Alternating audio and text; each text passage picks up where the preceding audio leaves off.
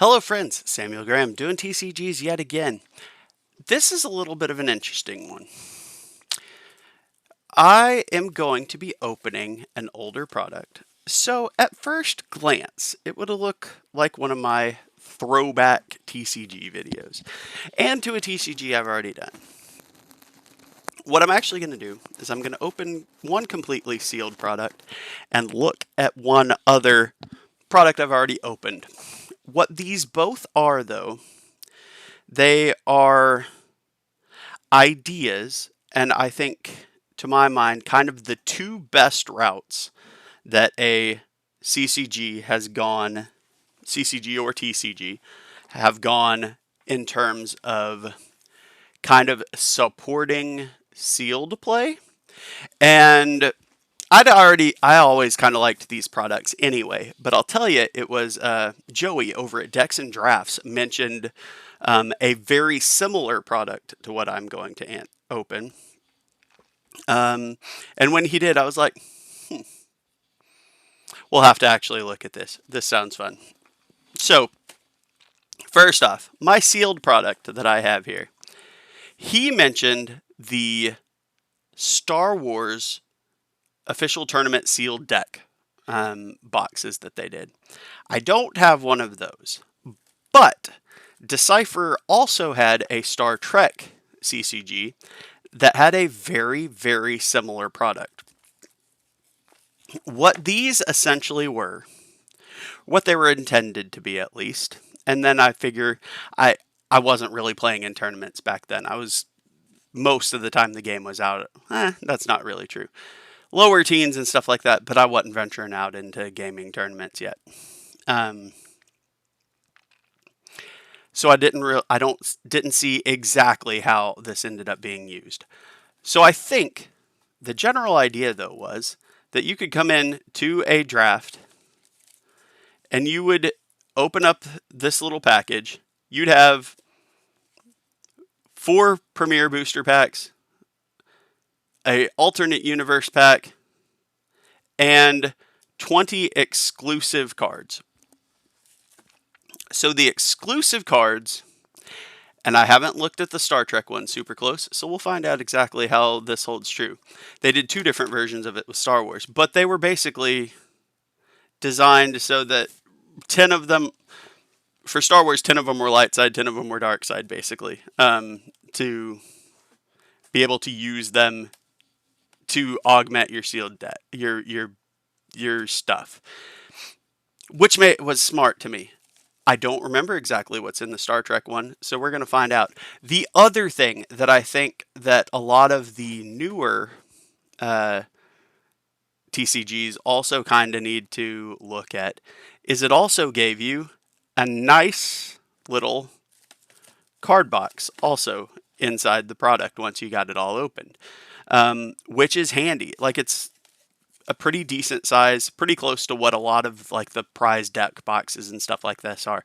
I've got a spoiler to what the other product I'm going to look at is. I've got actually a Star Wars Destiny, like one of their prize deck boxes that I got. It's a little bit bigger than this, but it's about that right size. They also, Decipher also did a Lord of the Rings like deluxe starter deck with these, but it wasn't quite the same concept. Like, it wasn't sort of the sealed play product like it was for Star Trek and Star Wars. But we've cracked that seal, and we've got the wrapper. We've got a seal right there. I might regret opening this later, but I think it's a good conversation. We got ourselves the Cardassian box topper. I am a Star Trek nerd. You're welcome. But yeah, so the Cardassian faction box topper. So they had all the different ones for the different factions in the game. It looks like they had, Federation, Klingon, Borg, Romulan, Bajoran at the point that this came out, and Cardassian. So let's crack this open. So it's got a little pamphlet up top. Rules, notes on selected premium cards. Here we go. Contains 20 new Black Border premium cards which have been created to jumpstart your deck strategy. They are also carefully designed to help level the playing field of sealed deck tournament while providing fascinating gameplay. And it gives some specific information on different cards. So that's cool. And some coupons for other product. That's kind of neat. But anyway, so yeah, that's the gist of what we're looking at. So we got 4 of their premier set booster packs in the, the white border unlimited edition for that. We got a black border alternate universe pack, and we've got the sealed deck pack itself. My guess is going through this is there will be little or no faction specific card pool here. That most of this will be either generic, like the dilemmas for the game. These were, you could pretty much use them for whatever. Assassin kills the most cunning science person present who does not have greed or treachery. To get past requires cunning greater than 24. Okay, so dilemmas, they're not faction specific. This is a mission, so you needed missions for this, but it's a pretty generic one. 4 factions can use this, and they're kind of the militaristic factions. So Romulan, Klingon, Cardassian, Dominion, with lots of strength, diplomacy, treachery, kind of stuff built in. Another dilemma. Again, doing the same kind of thing. Most cunning, to get past most cunning engineer must help aliens. So here, this is indeed a non-aligned personnel, so he can hang out with anybody. And he's got the command insignia, so he can, a lot of the ships, there'll be one ship, or there's this symbol and a smaller symbol. A lot of the big powerful ships have to have at least one of this bigger symbol to be able to do it, like a leadership symbol, a command symbol. So he's kind of nasty. 3 integrity, 7 cunning, 4 strength, medical treachery once per game, may download reflection therapy. So like, he's not super good, but he gives you that star. And he's got treachery and medical, which is helpful for this. Armus, sticky situation. Strongest away team member is stopped if another personnel has diplomacy and cunning greater than 7. Killed otherwise. Discard dilemma only if any personnel remain. And then we've got another site. Any faction can handle this one. So that's the kind of thing that they're trying to do here. So basically this is supposed to be a pool of cards that for the most part, why is there a Q dilemma in here? Shuffle into crew or away team. Randomly stops personnel one by one after when any player overcomes their own Q dilemma. Okay, interesting. Okay, so we've got a Hughesnock outpost. It can seed at any non-aligned location. You may put one Hughesnock ship face up here. Extends only 25% of shields to ships. Okay, so this is an outpost. Basically gives you the ability at a non-aligned location to be able to report your ships and people for duty. Okay, this is an interesting one. Security plus Shelby or leadership. Oh, okay, so they're trying to figure out if Borg are there. Any crew may attempt. Your salvage starship objective may target this location. So you get X equals 30 points for finishing it. 45 if Borg or other Borg card or Borg ship dilemma are here. So if the Borg are there, you get bonus points. Space door. Seeds on your outpost during outpost phase. Space door is now open, reducing outpost shields by 8. In place of normal card play, you may either overhaul one of your empty ships here, return it to your hand, nullify static warp bubbles, or download to here one space dock or non-unique ship that is compatible with outpost. Then close the space door. Okay, so if it's closed, it doesn't reduce shields. Is immune to cards which close doorways. While opponent has red alert in play, the outpost also has an alert status, and you may use that event's game text at this outpost. Okay, treaty. Federation, Romulan, Klingon. That lets you play Federation, Romulan, and Klingon stuff together. That's another very handy thing, especially for Premier, the first few sets that didn't even have like Dominion and all that stuff added yet. And so then here's a Federation non-aligned or Bajoran mission. A dilemma. Cunning medical. So it's all the cunning whatever. We've got Darmok, which is a pretty decent non-aligned ship. When reporting, choose tractor beam or holodeck or particle scanning device, basically choosing a piece of equipment that the ship has that might help with specific missions you're after. So this is not actually as good as like the named version of this ship. But it's still like that's a solid non-unique ship to just have available. Like you've got to have a ship in this game or you're toast. Another completely open mission. Open diplomatic relations. Seeds on table. You may seed one treaty during this phase. So basically, you are putting it out there so the treaty is easier to acquire so that you can play stuff together. Another mission. Another doorway. Seeds on or plays on table. Your alternate universe cards. So we've got the alternate universe pack. You may seed and play once per turn.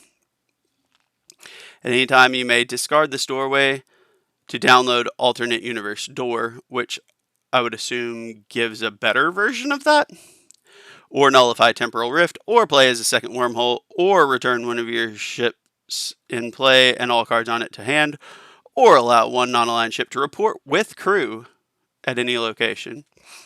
An abandoned ship. If ship damage or range reduced, personnel not needed for staffing are placed with dilemma atop mission, rescue personnel with different ship. So yeah, I mean, it's basically just a pool of cards that for the most part, like this one's a little specific, but basically you are guaranteed you've got an outpost, 100%. You've got a ship, 100%. And you've got a command staff person who can fly the ship. You've got something that makes it easier for you to play factions together, like something that's easier to get that card, and something that is easy to get alternate universe stuff in play.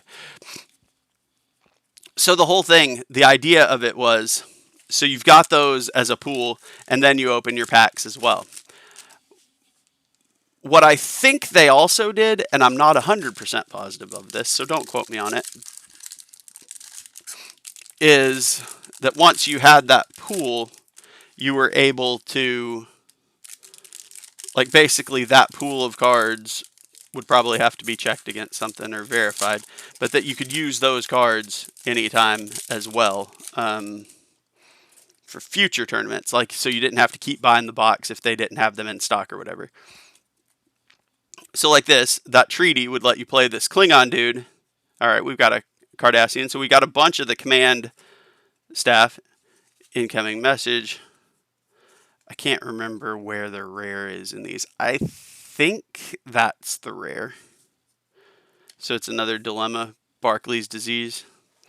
So Terrace is that's the lower level command thing. Oberth, so that's like a wimpier ship. You only need to have the lower officer for that.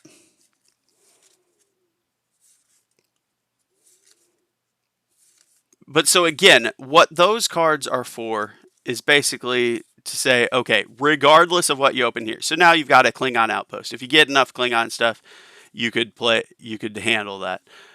But what it's ultimately looking at is trying to make it level the playing field. Like Flesh and Blood, I think, is kind of the key one that Joey had talked about quite a bit. In terms of, okay, yeah, that fourth was the rare. So Corral, another Klingon with the token.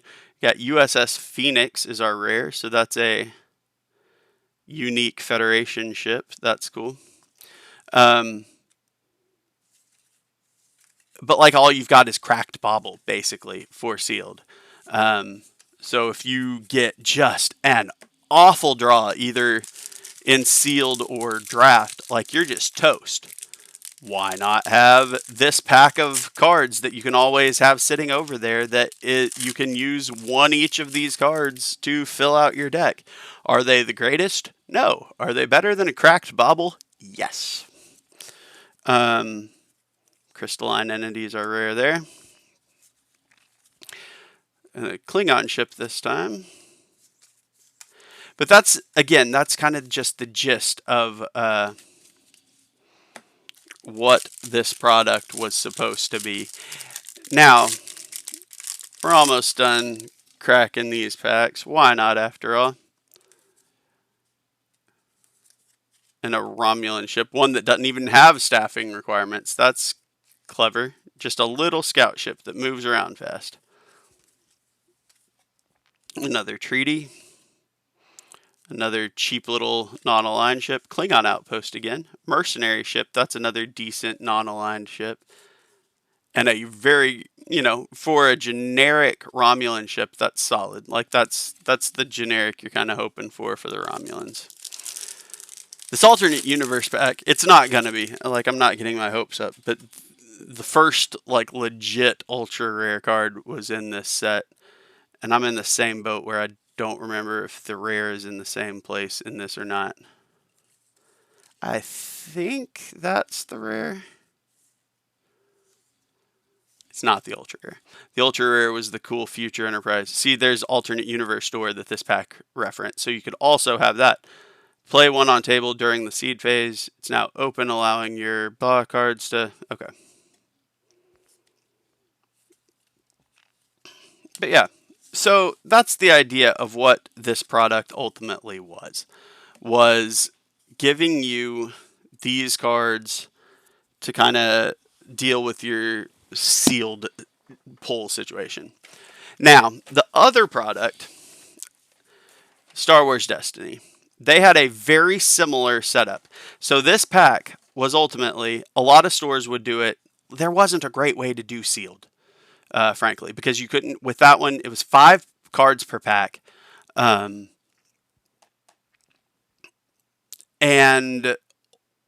the way this game worked with the dice was, if you didn't get a hero that was your dice card, you were just toast. Like, you couldn't even play. So what they did with this was exactly what I kind of assume happened with the Star Trek one, is that you could still use that card pool in future games, even if you didn't, like, pull a completely new box. So you would have, like, a generic lightsaber that's not quite as good as the other lightsabers. You can only put it on a character that's already tapped. Woof. I mean, but that gets you a weapon. Same kind of stuff. Turn a support or upgrade die to any side. That's not bad. Get you some support. Another weapon, a blaster there. The other thing is, all of these. So down at the bottom, this is another card game that did handy. My pal Andrew would like this. Actually, 2 of my pals, Andrew. Funny enough, I know 2 people named Andrew that are colorblind. Interesting. But so it's color coded for.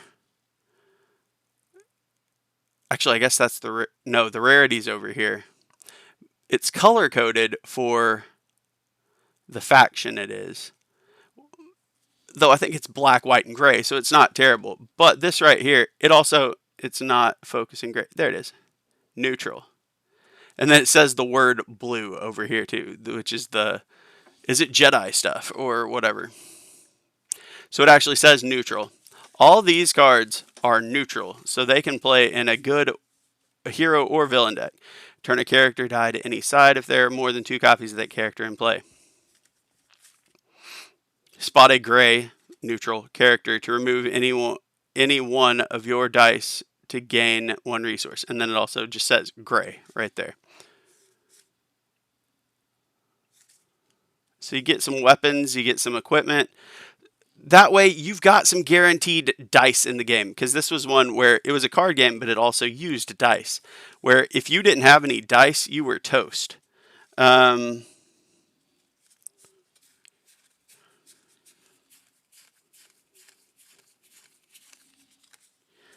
not all of the cards are in here.